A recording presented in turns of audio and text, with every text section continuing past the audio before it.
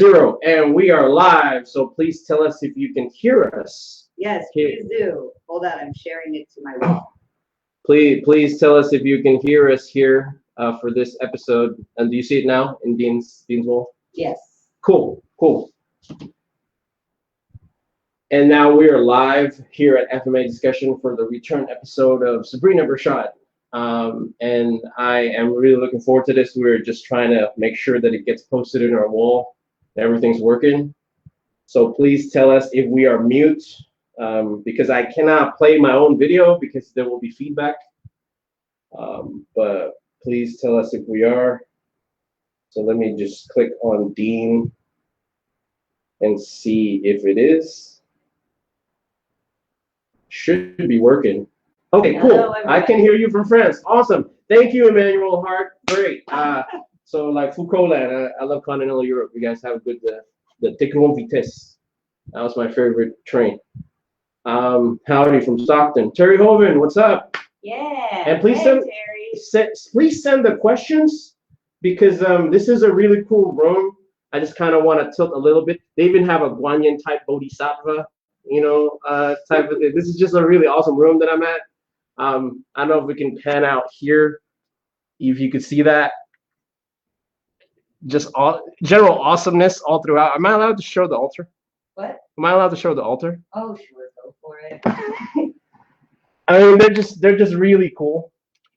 Okay. The sister team. So I'm just glad that we have this episode with Sabrina, and we have her return. I don't necessarily know what your point was when it cut off during that first episode. I'm just gonna ask the questions that were sent to me the last 2 days or so. So there was a lot of fencing questions, right? Oh, great. So one of the personal questions was, why do they shout after they hitting in fencing? Because if we look at competition in FMA, they're quite silent. Mm-hmm. Yeah. So. Well, okay. So I've never been one of those that makes a lot of noise, but it is known that. Oh, hold on. There are some people that are having trouble seeing the link. I'm just going to share it on my wall really quickly. Cool. Or could someone who's watching share it on my wall? I think I'll try to do that. My phone is lame. I'll try doing that. So share. Oh, and in the meantime, let me just give a back up and just give a recap from last time. I am Sabrina. I am the owner of Kalas Fight Club. I'm a guru of Kalas Illustrissimo. My background is I was an NCAA Division I fencer, Olympic fencing. And after that, when I was coaching fencing after the NCAA, and I had no one to fence, is when I branched out to other martial arts, and I ended up in stick and knife fighting in Kamjuka Kali with Tuhan Ward in North Carolina, in Boone, North Carolina. And then I ended up with a couple years just practicing that. I ended up also practicing Muay Thai and some Kung Fu, but Muay Thai very intensely. And then finding Elsai with John Escudero in Tel Aviv. And then made my way to Illustrissimo with Arnold Narzo in Manila, where I lived for a while. And now I'm in Los Angeles, California, and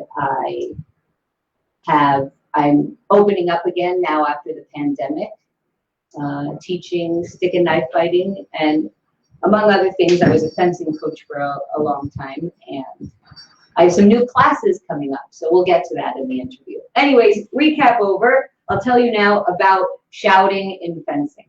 So yes, fencing is a very loud sport. People think it's this very sophisticated.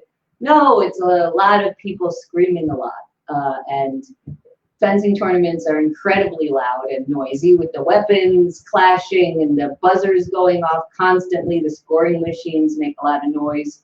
And then people like to scream a lot. Some coaches, I'm told, encourage it, like to get your, to ramp you up, to amp up your energy so you'll hit and then scream. And some people are just very dramatic. And different cultures, you'll find scream louder more than others when they fence. But yes, I've never been one to make very much noise.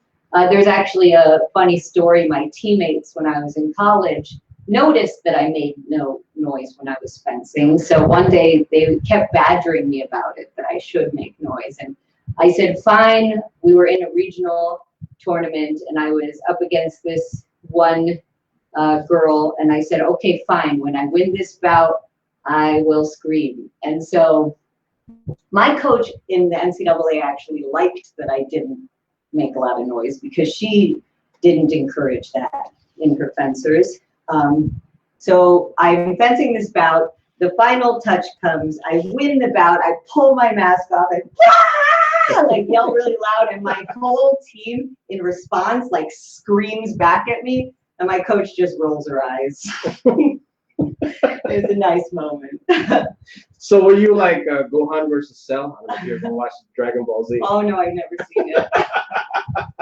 But it was very funny. They're like, oh, finally. Oh, that's incredible. So that has become a tradition ever since it became an Olympic sport? I think it was always a tradition just in dueling or anything, really. I mean, you'll find, I don't know if I have any French listeners, but Emmanuel's listening right now. Yes, okay, so usually the French are much louder than everybody else. It's so funny, I walked into a tournament in Jerusalem, and I was like, who is screaming like a Frenchman? And I look over and it's the French. There was like a whole team that came from France. I was like, oh, it makes sense. But it's fun, The Italians yell a lot, and people from all the different groups yell a lot, but there are some that are louder than others. We're gonna go back to the fencing topics later. Mm-hmm. I just want to try to mix up the questions because I don't want to miss what people sent out. Sure. That's actually the reason why I asked the Merienda question in FMA discussion just yesterday, was because you are one of those privileged few that have practiced FMA in 3 different nations at least, right? Yes. And even here, so 4, right? Mm-hmm. What are the regional differences of merienda or snack food? Oh, definitely. There's a lot. In Israel, vegetables are a big part of just snacking. People just snack on vegetables a lot of times. I mean, of course, you can just. I wouldn't recommend it if you're trying to keep a healthy diet. I was in a position where I was trying to like bulk up, and so I would go lift weights and then get a shawarma. That is probably not recommended by a nutritionist, but in Israel, I really like shawarma, and it was a good post-workout boost for me.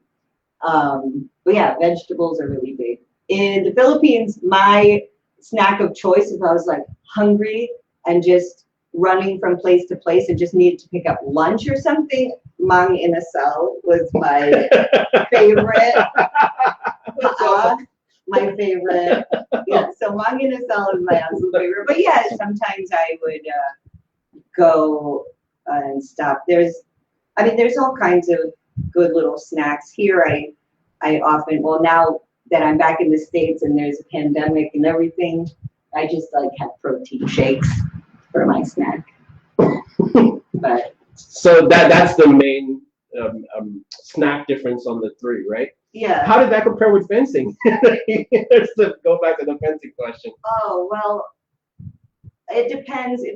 When I was competing and training a whole lot, I would sometimes, I have a big appetite, especially when I'm doing that stuff. And sometimes I make myself like even half a dozen eggs for a snack in between. I was just constantly eating. And now I'm kind of back to that. I have to eat a lot. So protein shakes in between meals and meals in between meals, I try to eat a lot. Cool. You don't have to answer this question. It's kind of like a bit personal. Yeah. But someone asked, have you used your FMA like in person, like meaning like you were in danger, or you know? Actually, the times that before I was a stick fighter, I was a fencer and I was in high school, and I ended up, I ended up picking up a stick on the ground and turning around and smacking someone with it right across. I remember I didn't know stick fighting, but I was a fencer and I saw a stick on the ground. I was running. I saw a stick on the ground. I picked it up, just turned around and smacked the hell out of them, and they didn't want any part of it anymore. Would you mind us asking, now that you know that's a big revelation to us, what angle did you use? It was Anglo. It was just regular Anglo abierta. Yeah. So going back Just a to trick. what Mark Wiley said, abierta conquers all under heaven. Co-opting a Chinese phrase, essentially. Yeah. Yeah. Cool. And going back to the fencing question, the gauge of the strip, because in FMA you're not necessarily limited by the space, right? Although some styles favor ranges like largo or corto or medio, right? Yeah. What are the things that you can do within that certain strip? Because like if you exit out of the strip, that doesn't count because you're out of bounds, right? Yes. Well, okay. So the strip is quite wide, and people do use that to their advantage. You'll see, especially if it's lefty righty, they'll even take a stance that's, you know, off kilter a little bit, just from the start, or like as soon as you can't do it right at the start, but as soon as the ref says fence, they'll move over. And yes, if you step off the back of the strip with both feet, your back, like if you retreated to the end of the strip, your opponent gets a point for effectively chasing you away. And yeah, if you chase your opponent off the end of their strip, then you get the point. But if you are hitting someone and then you go off the side of the strip, then if you've hit them before you go off the side of the strip, then it's a point. But if you go off the side of the strip as you're hitting them, or it depends also on the different weapons as well. But if you go off the side of the strip, you won't get the point if you've already gone off the strip. Well, last night I was hanging out the classified Ugly is Forbidden Bubbly Collective of FMA. And we were all watching Olympic fencing. And we noticed that once they got in the quarter range, they did like a snake. And then they thrusted right where the sensors are, like the center mass shot, right? Yes. What is that called? So someone asked, like, what is that? Okay, so there are many different moves that you would use in close range. I'm not sure exactly which one you're talking about, but you can use like preen, which is number one. You can come this way. You can come down like this. You can do a prise de fer, which is like a bind. Basically, you just, in close range, you want to angle it so you kind of either push their weapon out of the way, or like, because the weapons are a certain length, you have to angle it in order to hit at close range with the tip. We noticed that the lady had the weapon obviously high up because of the length of the blade. So yeah, so you can like sweep someone's blade out of the way. I don't know if you can see my hand, but I actually have a weapon here, but you can sweep someone's blade out of the way and come in any angle. You can go low with it. But yeah, there's many different parries, but basically if you're snaking it, it's a circle parry. Awesome. Okay.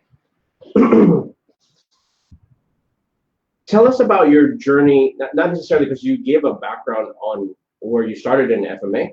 You did the first exposure for main formal systems, Kumjuka, then LSI, in Israel, and then KI.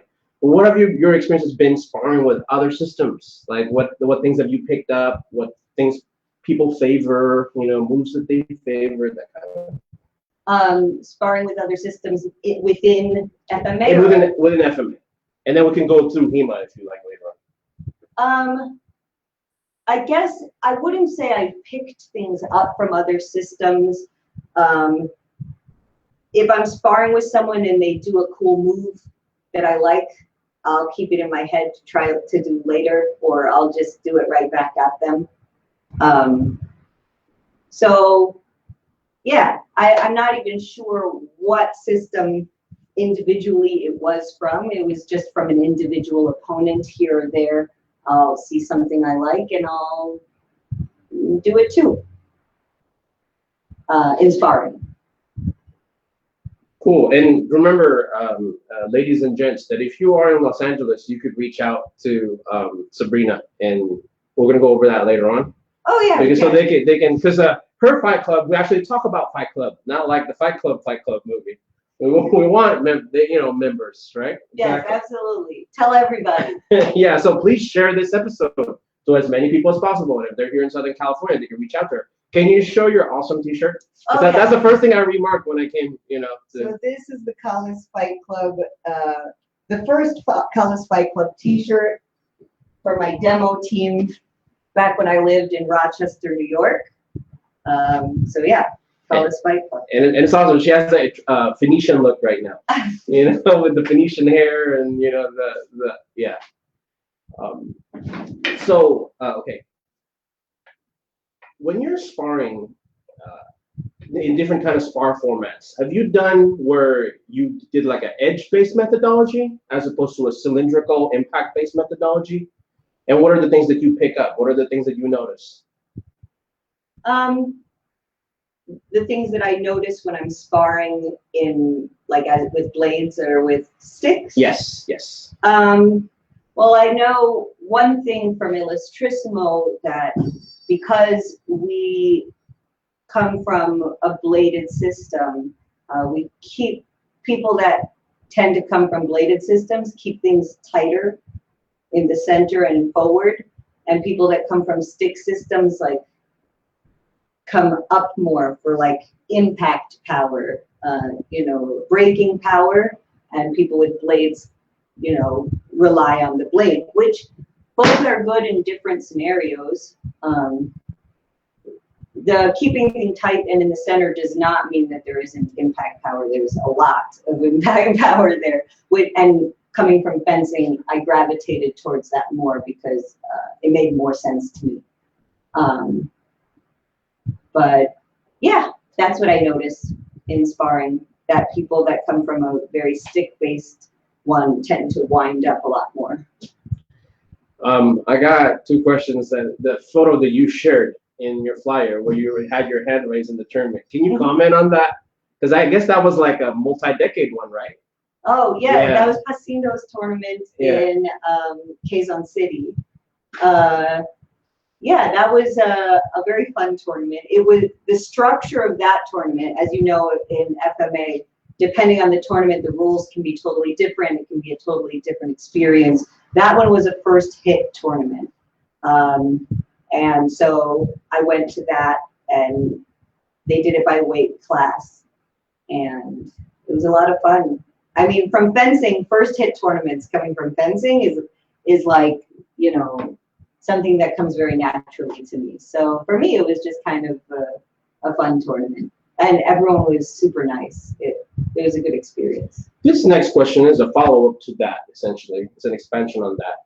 Can you comment on different spar formats that you've seen in FMA, and which ones you favor, and which ones you'd like to explore, and which ones you want to see that you haven't seen, that you want, that they haven't done, right? So first hit tournaments are fine. Again, as a fencer, it's what I'm used to.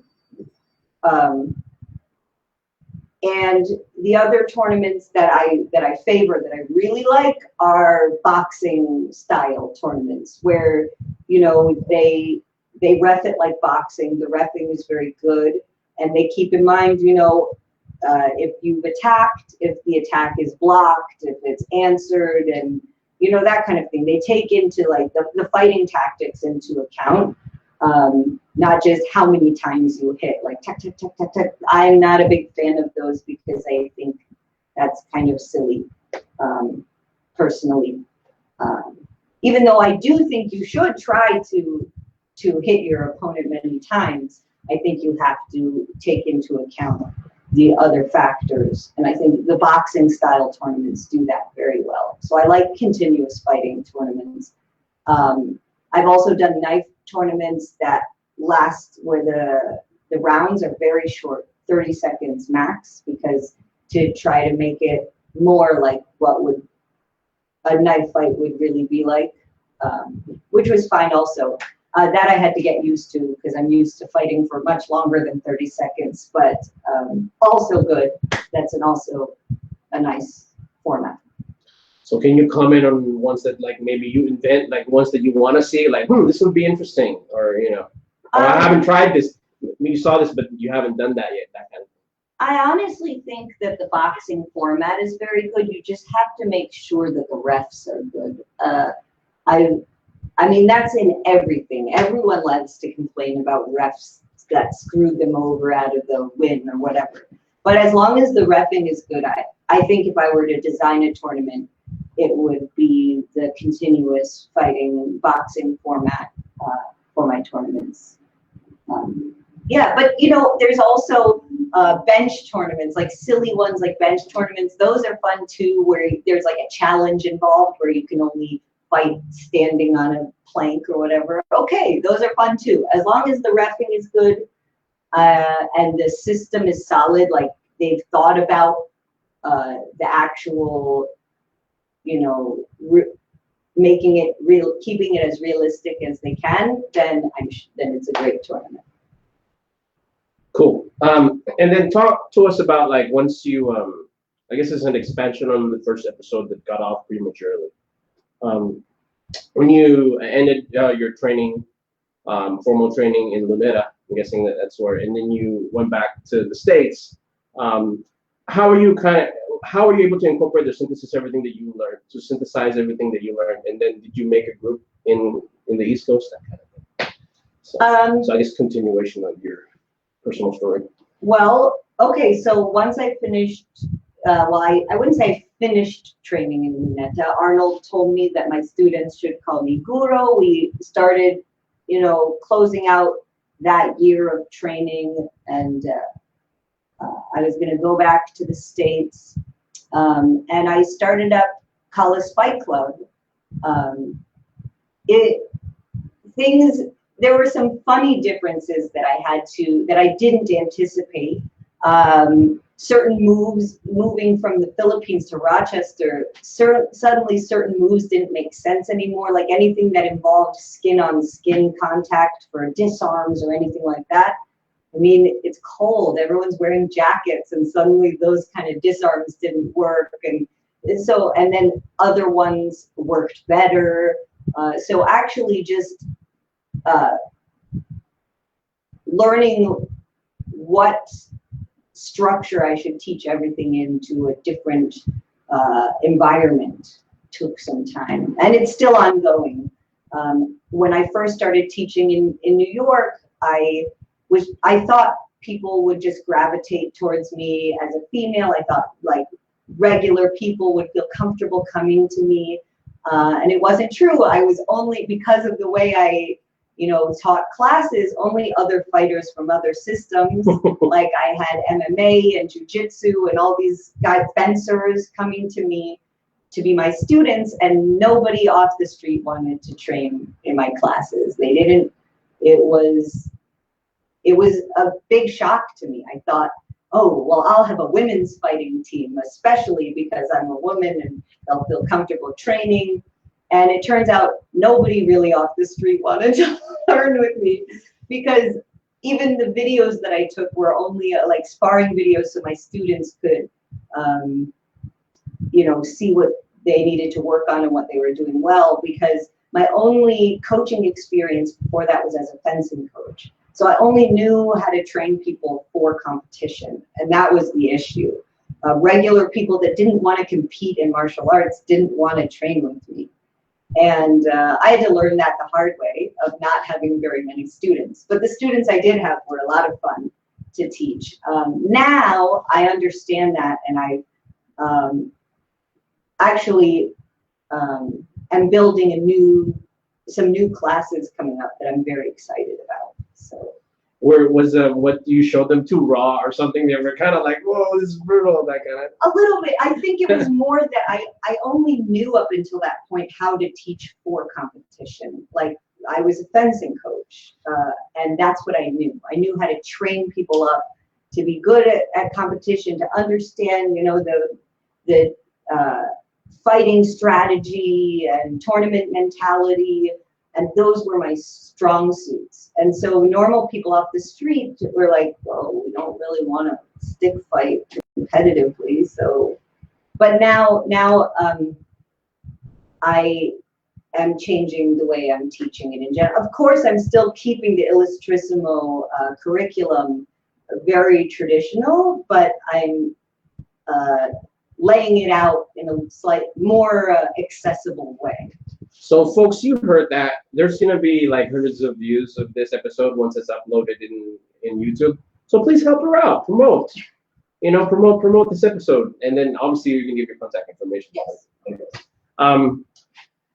Okay, so you did the Rochester, and then how were you able to adjust during that time of the pandemic? Because I'm guessing this is like happened immediately after, right? The pandemic happened. Yeah, so I was in Rochester for 2 years, not even, and like a year and a half, and then the pandemic hit. So I closed up shop for the pandemic because my fencing club, I was working at Rochester Fencing Club as a fencing coach as well, and everybody closed up shop.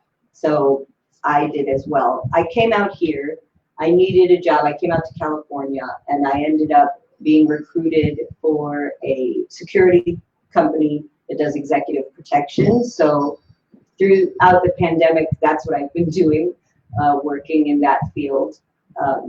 But I was approached, I even thought, I'm not gonna open up my business again. I'll just have private students in Illustrissimo and it'll be fine. And then I got a call from a friend, a dear friend in Los Angeles, asking if I would teach some people in the community self-defense. And I've always felt weird about that. I always avoided teaching self-defense because I thought it was very cheesy, just me personally. I always thought the things that I'd observed in a lot of self-defense classes did not appeal to me at all. And I personally felt like it would put people in danger. Not every self-defense, but it put me off enough that I avoided teaching self-defense this whole time.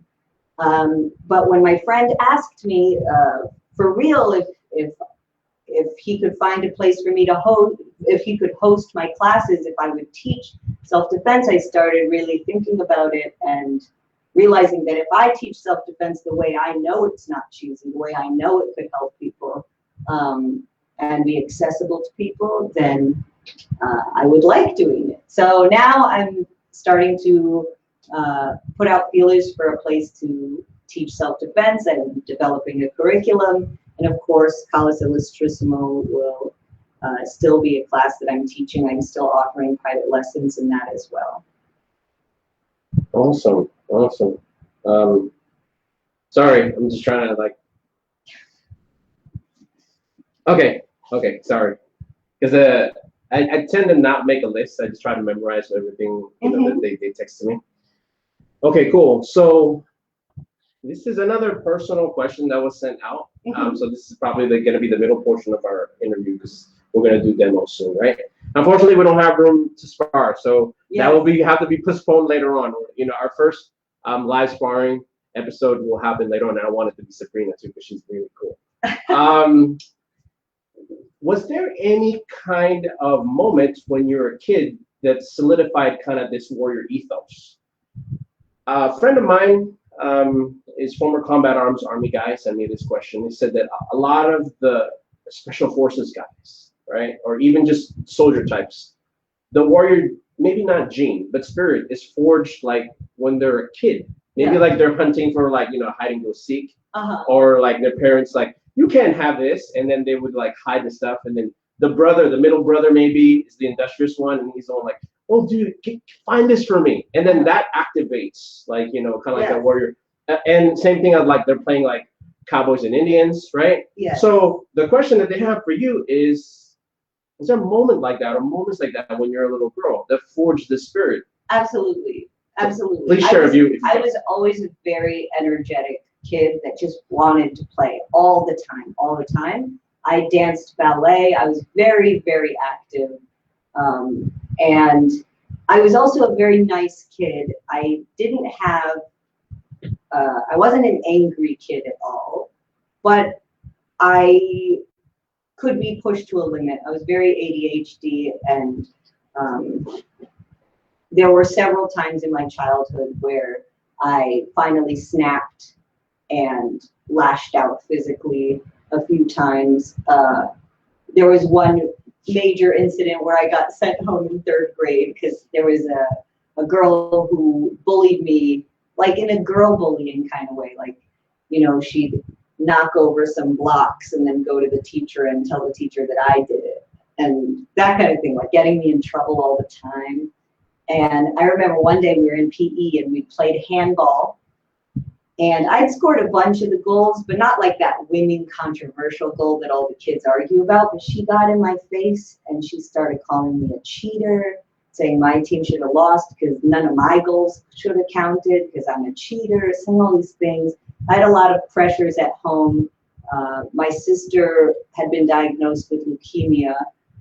Thank God she's healthy now. But at the time, you know, it was a lot for a little kid to handle. And I finally just had enough. And I decked her, laid her out on the floor, started kicking her and screaming and kicking her and kicking. I got sent home. But the principal understood. She knew that this girl was giving me problems. But the girl never gave me problems again.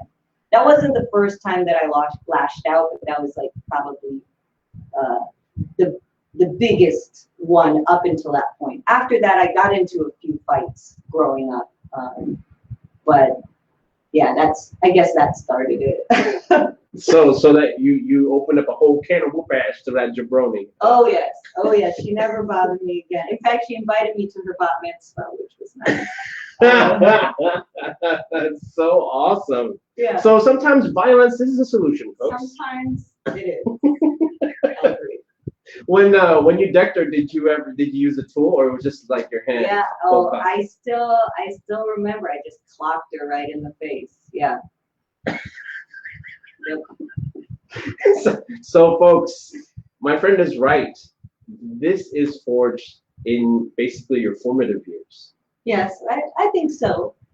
Although I think, yeah, I was speaking with a friend of mine, an Israeli fencer, who she fenced for Penn State, excellent fencer, really vicious.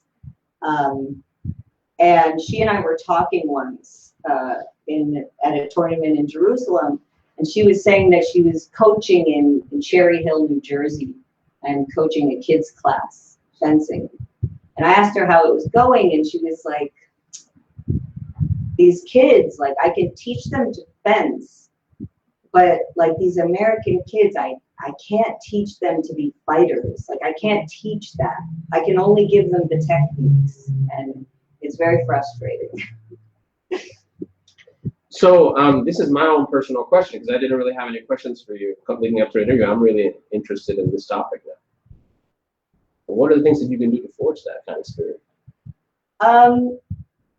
I think as a kid, there's nothing that you specifically can do. I guess just as a parent, encourage kids to be resilient by, challenging them to, take some risks, not be afraid, that kind of thing. As a parent, I think as a fighter, like when you're starting out in FMA,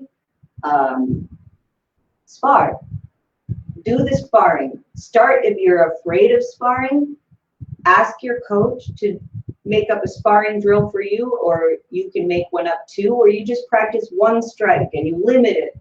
Have each person only allowed to use one strike or only at a certain distance. Put limitations on it and start that way. But that's the only way to get over your fear and to really get into it is just to do it. Yeah. So if you haven't forged it at a young age, you can still forge it. Sometimes with some of my students, it's been a challenge in fencing and in FMA, where the person is like stuck in their head too much it's a challenge to try to make them angry. Like some people, you have to like really make them angry, like unleash, get really angry. And with some people, it's the opposite. It's like you have to control. I was one of those in the latter category where I had to learn to control my feelings of anger so that I could control my weapon and everything. Otherwise, I would just be like, ah! But yeah, you have to either learn control or you have to learn to not be so controlled. It's a balance. Oh, that's awesome. I'm sorry I'm only getting to this question right now. Please send in more live questions.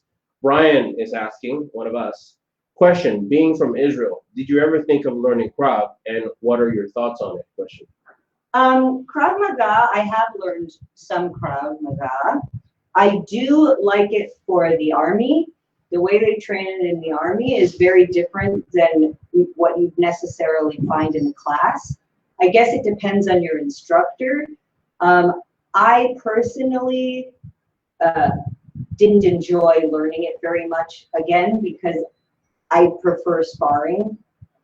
And I found that a lot of the Krav classes, while they say they have sparring, it's for a different purpose. Again, I'm a tournament fighter. I really enjoy training for that. The Krav Maga that they train the Army in is very, very good. I can't speak to what's being taught in classes for personal use. But yeah. So what do you mean by that? Is they're very feed heavy as opposed to spar heavy? I wouldn't know. I know from my personal experience, I was taking some Krav Maga in Tel Aviv, and we were doing stuff with knives, and I asked, like, when are we getting to spar? And they said I was crazy. And they were like, we're not knife sparring. That's crazy. And they were like rubber knives, like no one's gonna die. And I was like, well, I think this is crazy. I didn't say that. I was like, thank you very much. And I never went back because that's not fun for me. And I like to enjoy myself when I'm taking classes. Cool. Maybe we're gonna talk. Probably in like 15 minutes, we're gonna do the demo. Maybe less. Maybe less. We could even do it now. Yeah. But before I ask that, I'm gonna ask you kind of like one of your favorite topics in your system, or in FMA in general. In fencing, obviously, the weapon is longer than most FMA styles. Mm-hmm. But in FMA, we also have dos manos, or tapado for most people, if they don't know that, or samurai style, some Filipinos call that, depending on where you are in the Philippines, whatnot. Just trying to address people so they don't get pissed off. I know I'm in flow state right now. That's why you're. My sister's cat is coming to visit. I have a theory that cats always brush you up when you're meditating or doing yoga or when you're in the zone because they're in a constant state of flow. Oh, that makes sense. And so I'm kind of on flow right now. So how does that compare? How does like the dos manos compare with the fencing range? And then so comment on the fencing range to comparing that to regular FMA, which is typically the weapon is anywhere between 28 to about 32, and then compare that to dos manos. Okay, so here I actually have one of my foils. I don't know if you can see the whole length of the camera or what you can see, and then I have one of my practice weapons. Yes, there's a significant difference, and also with dos manos as well. Dos manos is longer than a fencing weapon. You adjust. I found, having sparred in dos manos, fencing, just regular solo baston, and Muay Thai, the range, the distance varies greatly, and it is something you have to adjust to. When I've been doing a lot of fencing and then I go to spar in FMA,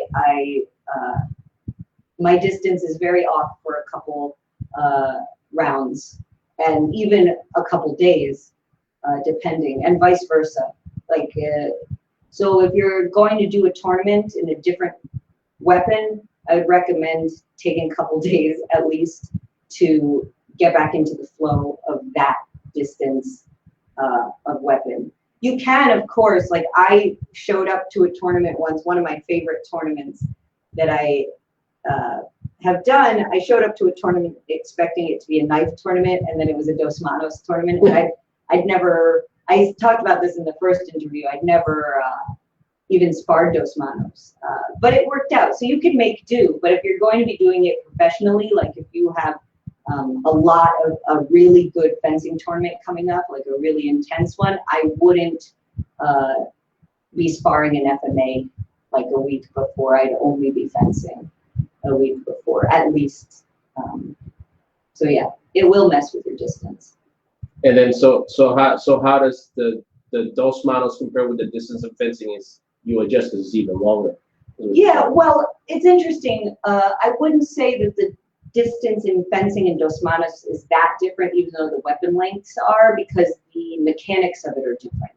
A purely thrusting weapon in fencing versus smacking someone with a dos manos stick, the distance doesn't seem to change too much between those two, fencing and dos manos, because the mechanics of the strike are different, at least in what I found. Of course, if you're using a crazy pole axe or something, then yeah, you might have to step a little farther back.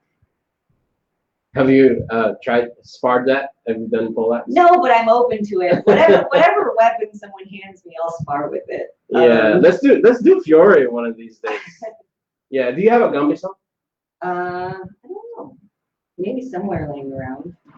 I should have brought mine. Oh well. So now we're 41 minutes in, and so I would want to go over some demos of Sabrina. I'm sorry we don't have room for sparring. So like I will just have to come here and maybe shoot some B-roll some other time, and then we'll post that later in FMA discussion because that's what we're doing now. That's what we're doing.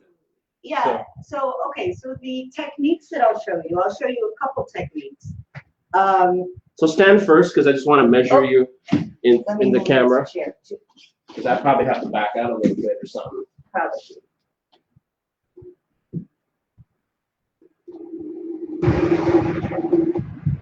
Cool. All right, great. Okay, so the techniques I want to show you are from something that we would normally do in like a freestyle kind of flow / sparring type environment. But we'll do them not like that here. And also so that I can explain a little bit. They're both very Illustrissimo, and they will do it from the same attack. So it'll be two techniques, the same attack, a different distance. I know that range is something that everyone loves to talk about. For me, range is very simple, even though it has many, many factors. But in the moment, it's very simple. You do what works in that distance and that speed and that timing, how you're feeling that day, what you ate, if you're in a fight with your girlfriend, boyfriend, whatever. It all affects range. So I'm going to have Julius come here too to show. Oh, I'm sorry. No, don't be scared. Oh. He doesn't like sticks right now. Oh, I'm sorry, man. Like I'm pissed off that cat. Maybe we should angle it a little bit this way, just so that we have more room. Yeah. So we'll have a lot more room. Sure, but my tripod is in my car, so I don't know why I forgot it. Oh, it's okay. Okay, so the first one, back up just a little bit. This will be a medial range, or hand range, where we can actually it'll start just. It's the range where you can check someone's hand. If that's medial range for you, great. I'm going to have you just go lefty for this, just so we're not, so that we're open. So we're not mirrored. So we're abierta basically to each other. Okay, so actually we can even take one more step back. So what you're going to do is, Julius is going to throw a real strike. So a vertical strike right to the top of my head. And I'm just going to take this fraile. It's everyone loves the Illustrissimo fraile. This is fraile pavillon, so I'll show you again. So I'm stepping out. Now I have an open target here. I can thrust, I can drop down on his arm, I can keep going with whatever kinds of counters I want. Notice I'm not stepping closer. I'm maintaining my range. I know where his hand is. I've checked it. I've opened the target. This is not blocking the stick. It's just allowing some protection, because if he's coming in fast, I want to make sure that there's protection for me, but I'm also moving to ensure that this downward trajectory does not land on my head. So that's very important, and then I can come in I can just drop down on his arm, ba ba bum. If it's a stick or a blade, even if it's a stick, a poke in the face with a stick is not fun. And what I did notice is that I'm outflanked, so it's like I have to vuelo, I have to adjust. By then it's too late already. Yes. Yeah. So I'm squaring off. Okay. So the next one is a similar concept, but now he's really angry, so he's coming towards me. So now I just go straight to his body. In Illustrissimo, Tatam would say, make friends with your opponent's weapon. So when the distance is closed, I no longer have to be concerned with this. This can do the trick. Because now I have more control over his arm. Anyways, I just simply injure him already. So that's why I like that. Make friends with your opponent's weapon, go straight to the target. And that is what we like to see in Illustrissimo. Again, if he's stepping in with it, you immediately just cut him. And you can follow up with any kind of follow-up you want. I recommend several follow-ups just to ensure you sufficiently injured your friend. On the fencing team, we used to say, a true friend stabs you in the front. So that's what I recommend. So in combat, you die less often. That too. Okay, so next one. Oh, you know what? so I'll check for some questions. I thought maybe people would have some questions about those. Actually, we do have one. Okay. Did FMA help with your fencing or vice versa? I would say vice versa. My fencing actually helped me in knife fighting specifically. I'm a foilist by training, and also I fence epee. And I can fence saber, but it wasn't my main weapon. If I fenced saber, I feel like that might have helped me more with solo baston. But foil definitely helped me in knife fighting. Like, gave me a huge advantage in knife fighting. And that's why it's my favorite. So I've actually just got one. Sure. So what tactics or techniques would you do for a thrusting or lunging strike? So again, like a fencing question. Yeah. Okay, well, the cool thing about a thrust is that it's coming in a one dimension. It's just coming straight on. So I would move out of the way or knock their weapon aside, because all the power, all the force is generated in one. So if he's coming here, now it's not a powerful strike anymore. So there are many, many solutions in Illustrissimo, depending where the strike is coming from, and depending what you're holding. I mean, if I'm holding a weapon, or if I'm empty-hand, I'm simply going to move and get the weapon out and definitely move. If I have a weapon, I can cut him while I'm doing that, which is my favorite.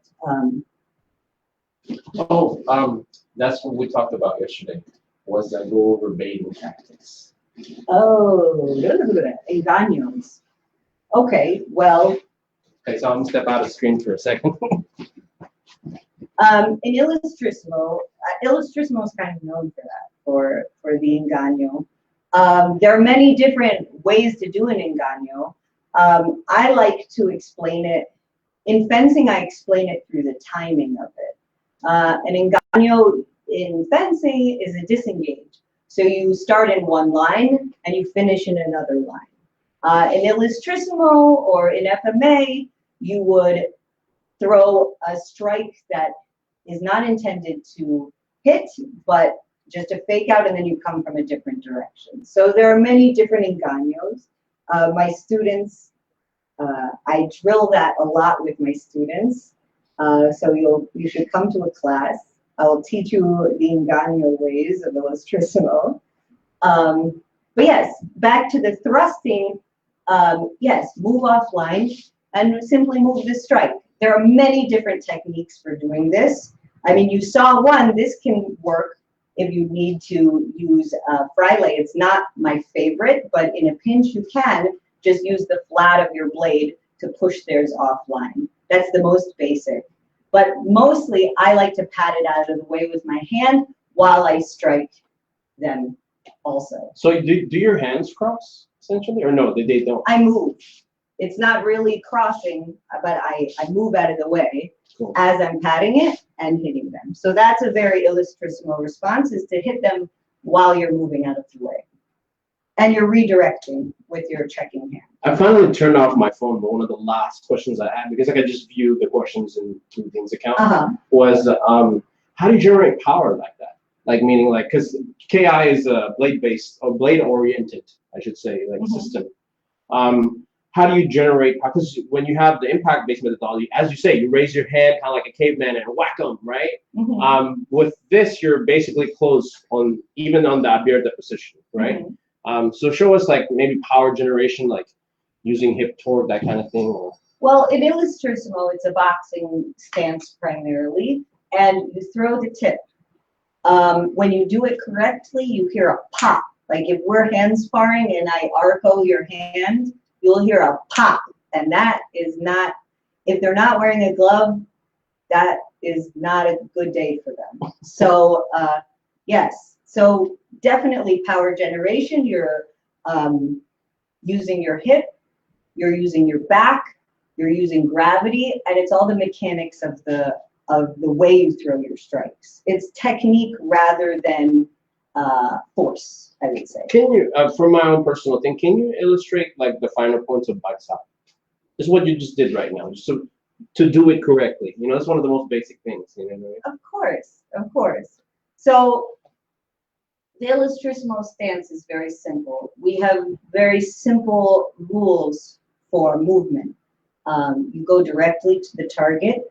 You move simply, like walking. And yeah, when you throw your strike, imagine the tip is very heavy and you just throw it down. And that's it. Always threatening your opponent with some part of the weapon is very important in Illustrissimo. Well, we talked about the other day about the concept of the ranging. Can you show us that about like sukat, like the range? Like what would you consider like a largo range?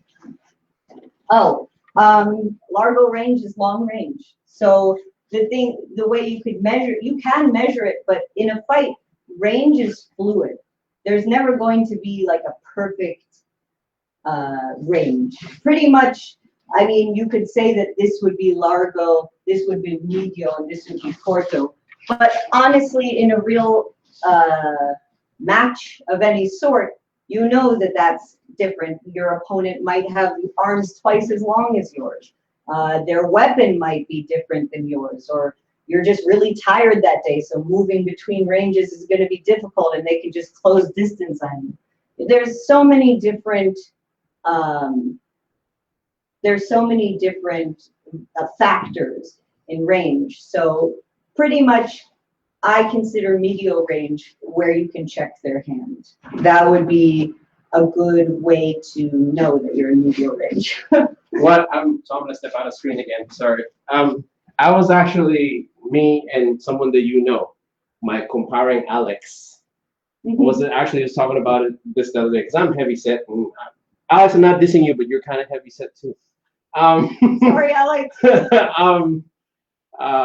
What are your recommendations on the? Because one of the most important things that they don't talk about, particularly in like the medieval time, is endurance training. Because you're right, most knife fights probably be done in 30 seconds, right? However, like you know, when you're out in the combat in the field, like endurance plays a big role. Like as in cardio, VO2 max. So what are the things that you? Okay, so I don't want to drag the interview on for too long. Yeah, we're almost done. But I will say, for me, I think that conditioning is essential, completely essential. If you are planning, if you want to be good at sparring, get yourself in good shape. That's it. I mean, you don't have to be in the best shape. You know, anyone who's a fighter will tell you you can wake up and have a really bad day. You wake up exhausted. You wake up not feeling so great. You didn't eat the right stuff the day before, and you just feel like you're moving through mud when you fight. That happens all the time. But if you don't give yourself a fighting chance by being in good shape in the first place, you're going to have a really hard time being good at sparring. And you can do it. You can actually get in good shape. you might not be in the same shape as somebody else, but for you, you can be in great shape, and it's essential. If you want to be really good at sparring, you have to get in good shape.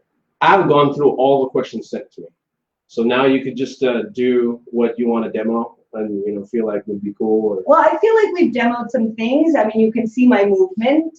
It's in front. It's tight.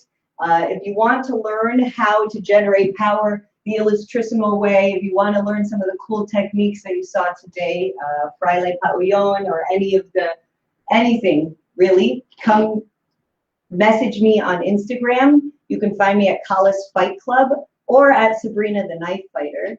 Those are my 2 Instagram accounts. DM me. I will definitely get back to you. I do private lessons. I can do group lessons, and there'll be more to come soon that I'm very excited about. So message me again. Are you working on a website right now? I have an old website that you can visit if you want. It's also Collis Fight Club. It's not up to date yet because of the pandemic, and I left New York. So yes, there will be a new website in the works. But you can find me. There's also a group on Facebook. Collis Fight Club LA is my Facebook group as well. So feel free to message me any of those places. And that's really all I have. So anything you want to talk about, Sabrina? You good? No, I'm good. All right, so that would be it. That concludes this episode.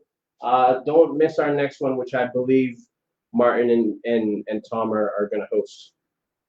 So take care, and remember to train by day and watch and listen to FMA Discussion podcast by night.